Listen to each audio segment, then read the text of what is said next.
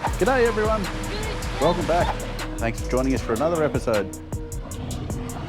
We have 2 days to get from home to our starting point of Sawmill settlement, which is at the base of Mount Buller, 147 k's northeast of Melbourne. And then we hope to get to the summit of Mount Buller before sunset on our second day. We are the Aussie travelling tribe.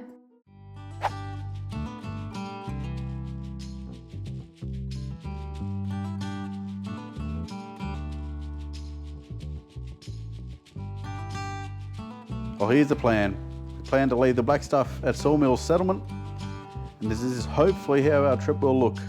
We'll take Carter's Road, Weston Track, King Basin Road, Speculation Road, Circuit Road, King Hills Trail, Howqua Gap Track, onto Cornhill Road, which will take us up to the summit of Mount Buller. We hope to stop at a few huts along the way, including the iconic Craig's Hut. But I'll tell you now, nothing ever goes to plan.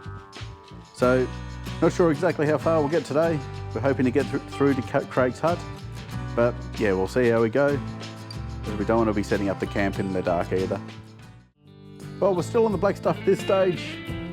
It is a 327k drive from home to Sawmill settlement. So yeah, of course we already lost a bit of time, and we had to wait a bit more time at Bunnings so they could find their last 4.5 kilo LPG bottle, because we have a new Barbie, so we've got to need the new connection for the Barbie. Anyway, keep going. We're finally off the black stuff. We stopped for lunch at Mansfield, so we're hitting the tracks a bit later in the day than we hoped. So here's some photos that we took as we're travelling along Carter's Road, and we even saw some cows. We didn't stop to have a look at Tomahawk Hut though. The weather was a bit ordinary as we passed through the area with a storm overhead, so we continued on.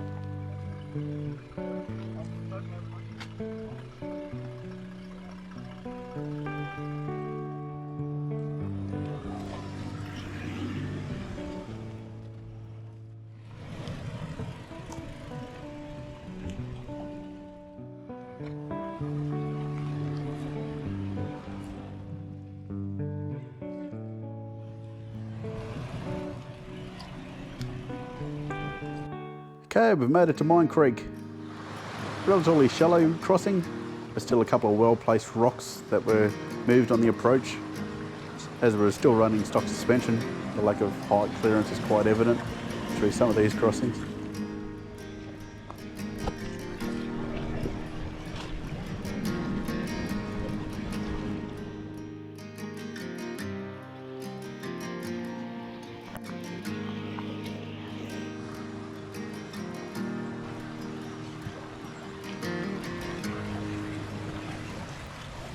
So we made it to Pineapple Flat camping area. We went across the King River to have a look, see what the camping area looked like, because it was already 3:45 at this stage. But we decided to push on a little bit more, so not to make such a long day for us for tomorrow.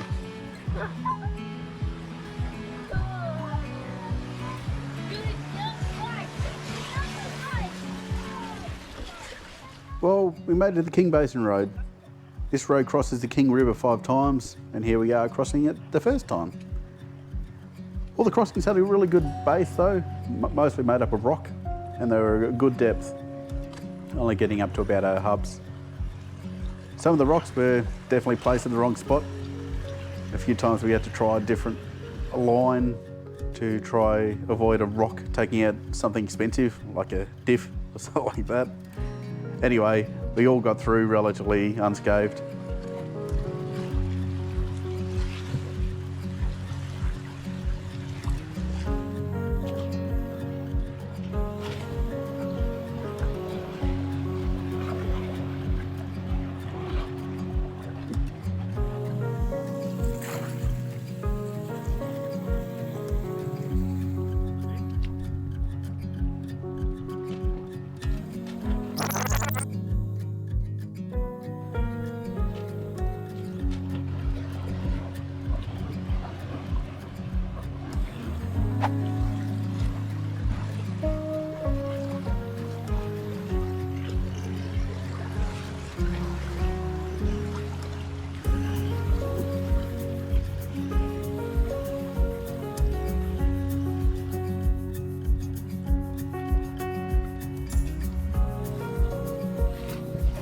You can see this water crossing is a lot deeper than the others, but still only coming up to the hubs and the bottom of the door sills. It's okay, his car's not on fire. Just some steam from the water coming in contact with his hot exhaust. Anyway, this river crossing though had a interesting departure. Go left, Jay, go left. You really had to pick your line, and there was some quite big rocks. And yeah, as usual, the camera doesn't do it justice. But you can see Justin getting through.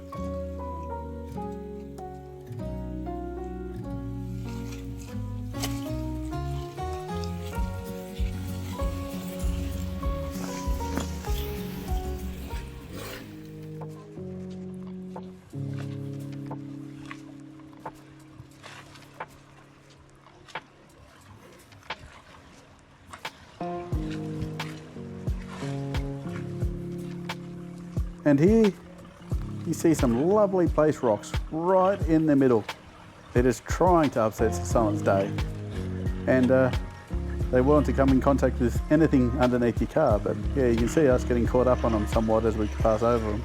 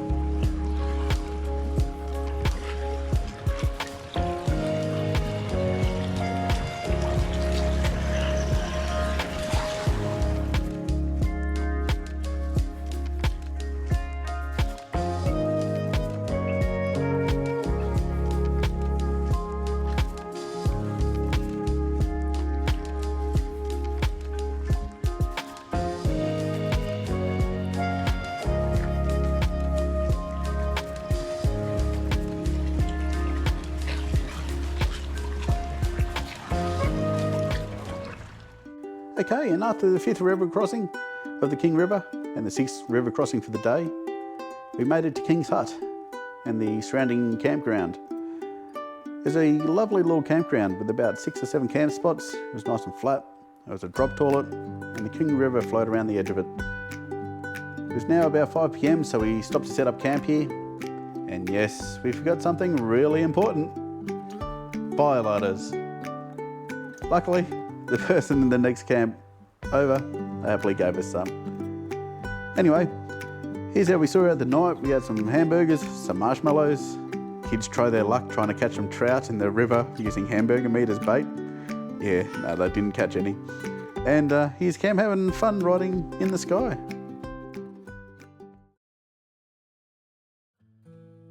Okay, it's day 2. Well, we made good progress yesterday.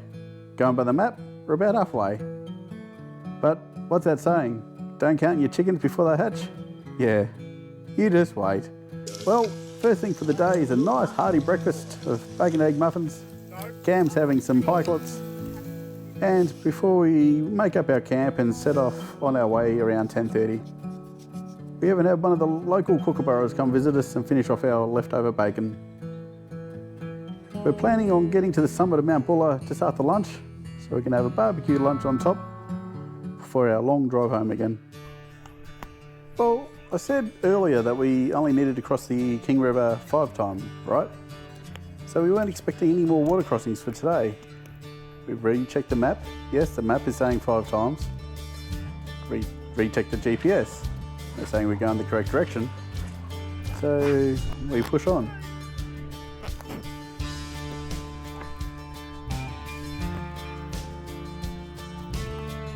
And this sign, would you believe it if we said we totally missed it? Yeah, well, kind of an important sign too. But yeah, honestly, we didn't see it. Anyway, what does this sign say? Hikers and horses only. Oh dear.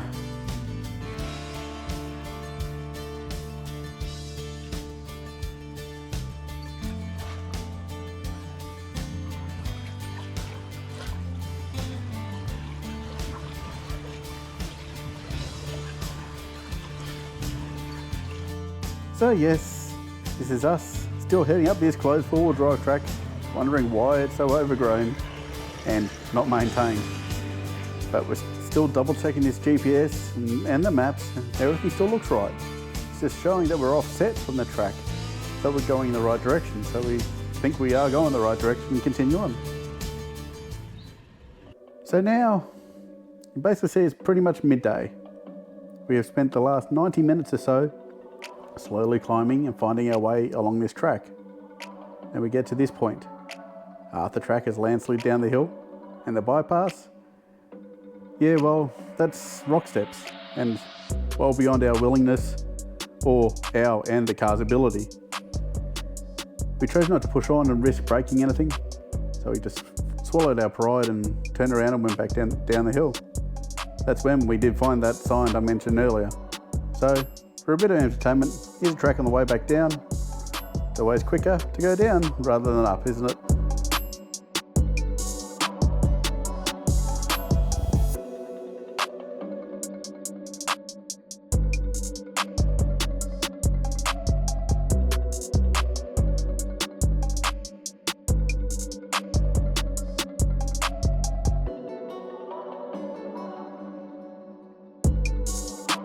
Must really say, I'm impressed how well everyone actually worked together along here, going up and down. The kids were fantastic. It's those extra eyes that you need when passing through some of these tight obstacles. All we got was some pinstriping along the side of the car because of the tight track, and a washout down the underneath of the back of the car. Yeah, well, we'll talk about this more in depth later.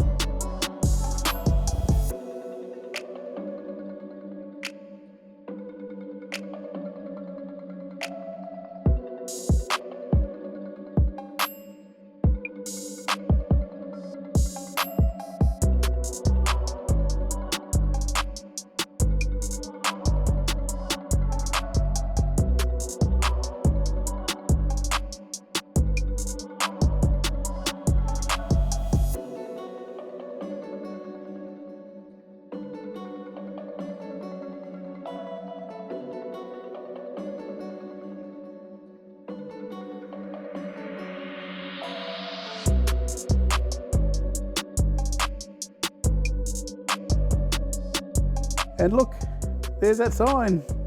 The sign we missed.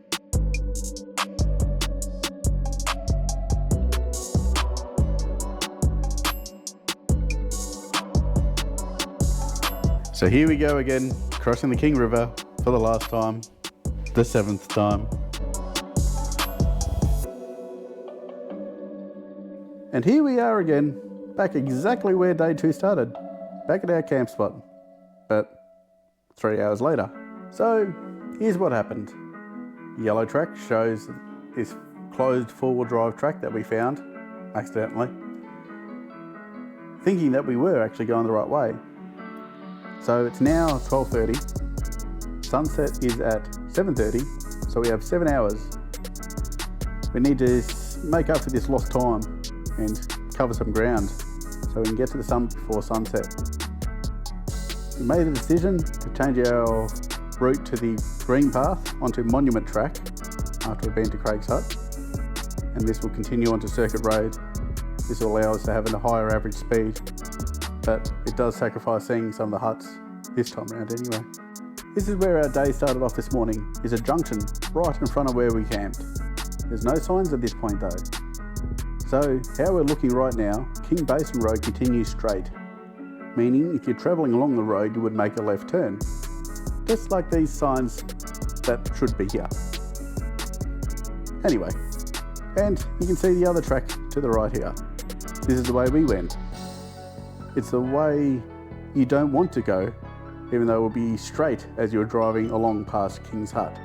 We had our phones, but of course there was no reception. We had the Toyota maps built into the car, but the King Basin Road wasn't even showing up, nor was it showing on a VMS we were borrowing.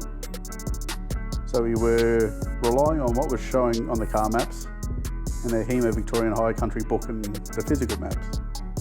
Anyway, lesson learned. This is the whole idea of these videos, sharing these mistakes so you guys don't have to make the same. Anyway, please leave in the comments what devices and maps do you guys use and recommend, so this sort of thing doesn't happen to us in the future.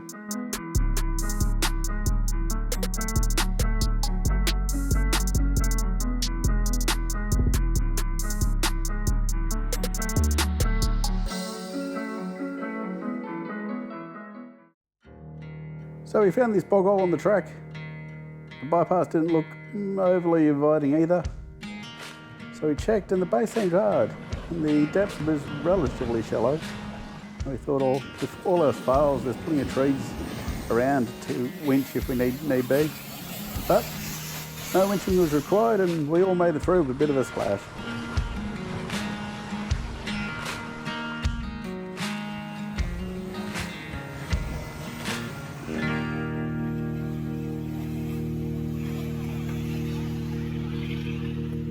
And finally, we made it to the end of King Basin Road. Now onto Speculation Road. This will take us up towards Craig's Hut.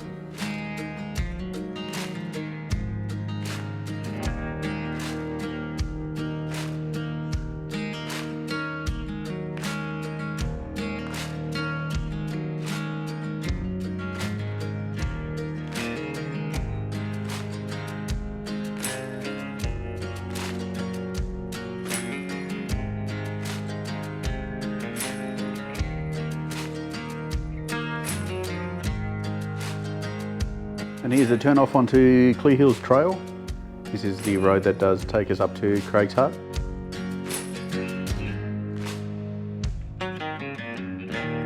Okay, we're finally getting somewhere now. It's just after 1:30 and we've made it to Craig's Hut. If you're not aware, Craig's Hut was actually built as a set for the movie The Man from Snowy River in 1984. It's been rebuilt in 1993 and again in 2008 due to bushfires. But what a beautiful place. Situated on the top of Mount Stirling, the views were incredible. Looking back over towards the King Valley where we stayed last night, I can see why this place is on the bucket list for so many people. Okay, back on the road again, well, tracks.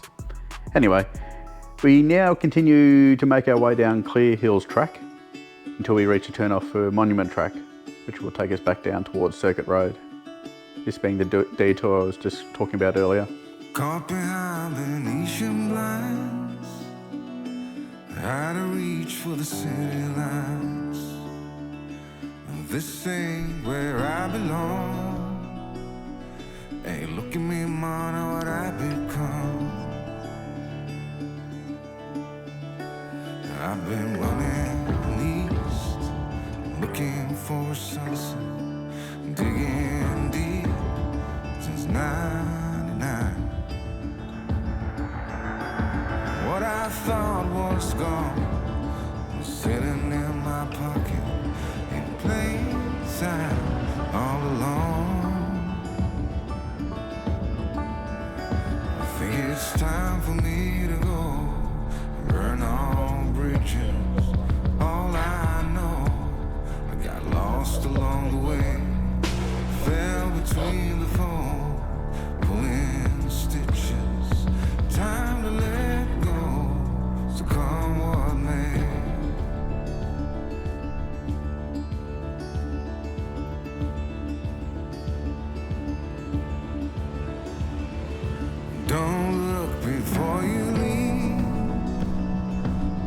you give, you get to keep. So long, farewell, bye-bye. Let's have a toast for those lost old lives. And my crooked little heart that seems so rebellious is falling apart. Monument Track was actually a pretty good track. It's classed as a medium. It's definitely a bit shaly in places, steep in places too. We did find an occasional rock or two as we passed over washouts, but all good though. I think it's time for me to go, burn all bridges. All I know, I got lost along the way, fell between the fold, pulling stitches. Time to let go, so come what may.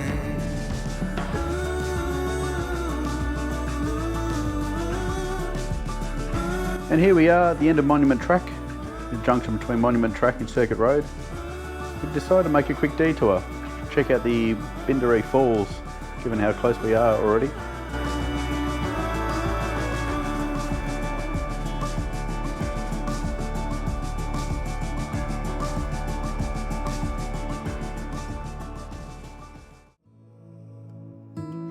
And here we are 10 minutes later at Bindaree Falls. It's a relatively easy 400 metre walk to the falls from the car park, but still nice to stretch the legs, and it was definitely worth the detour to check them out.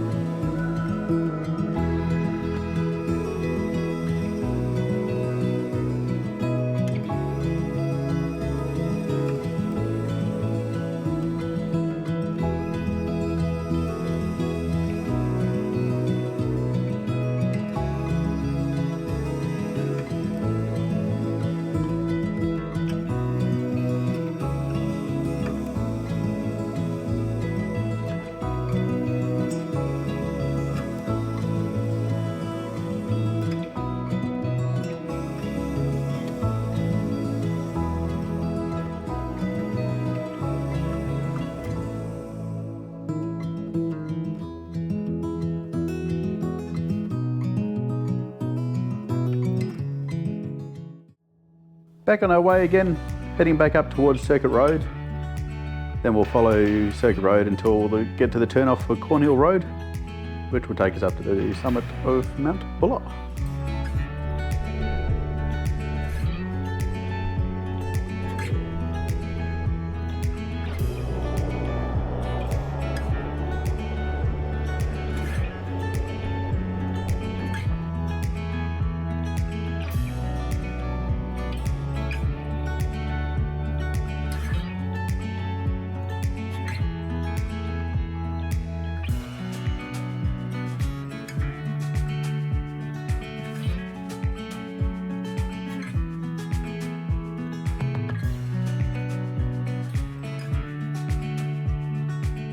Well, here we are, the Cornhill Road turnoff. It's just after 3:30. We have 4 hours to go before sunset. And, you guessed it, Cornhill Road is closed. So yes, another detour. But we'll have to continue following Circuit Road until we reach Mount Stirling Road. And then this will take us back to the bitumen of the Mount Buller Road to take us to the summit instead. So instead of a nice 30-minute drive, it's now about an hour drive. So it's still looking good to get us to the summit before sunset at least. We didn't even realise where we'd stop for the Cornhill Road turnoff was right next to the Howqua Gap huts. So we went up and had a look.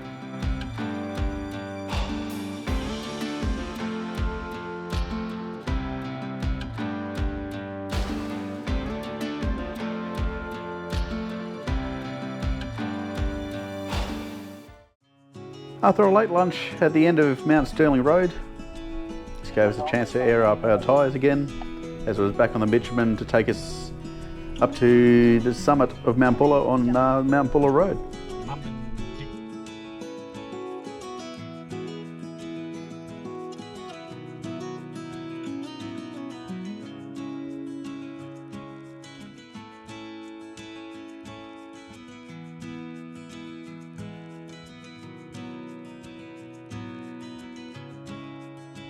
We've made it to the Mount Buller village.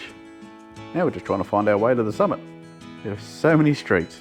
There was no through roads. It was quite a maze actually. So we stopped on the edge of town to take some nice pictures with southeasterly views.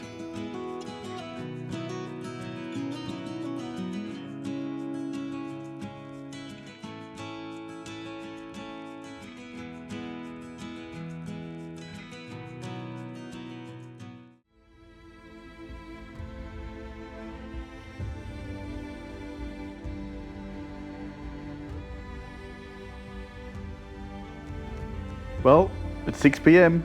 The deadline's getting closer, but we've finally reached the car park for the summit. Don't think the kids were too impressed with me about the walk from the car park to the summit though. Wow, what a workout that was.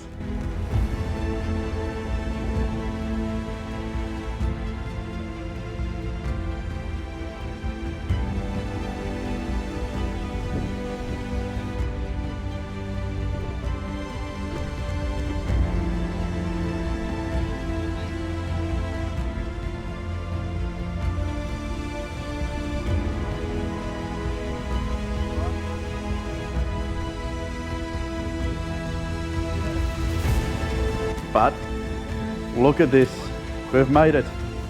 After a 15-minute steep walk, I'll put it that way. Anyway, we finally made it to the Mount Buller summit. We've just over an hour to spare and the cameras don't do it justice. The views were amazing. Just a shame you're not allowed to fly the drone from the summit, but we've done our best to capture the views. What an adventure that was. We definitely had a bit of everything. We went the wrong way down a closed track, we had detours, we had tracks closed, we even had some damage. But we still had some fun and finally achieved the summit with just an hour to spare. Crazy that we were actually thinking of having lunch on the summit originally. But thanks for sticking around and watching. We hope you enjoyed watching the trip. I'll be making up a follow-up video shortly going over the damage Spike got from the trip, so please watch out for that. Feel free to check out our page and subscribe while you're there to keep updated for that follow-up video and other videos of more trips we'll no doubt be undertaking, and another covering the upgrades we have and will be completing on the Land Cruiser 300 to get it ready for more forward driving, and the caravan will be getting in a few months. And as usual, please feel free to comment if you have any questions, and thanks again. Please like and subscribe and follow us on Instagram to keep up to date with all our adventures. Thanks for watching. See you next time.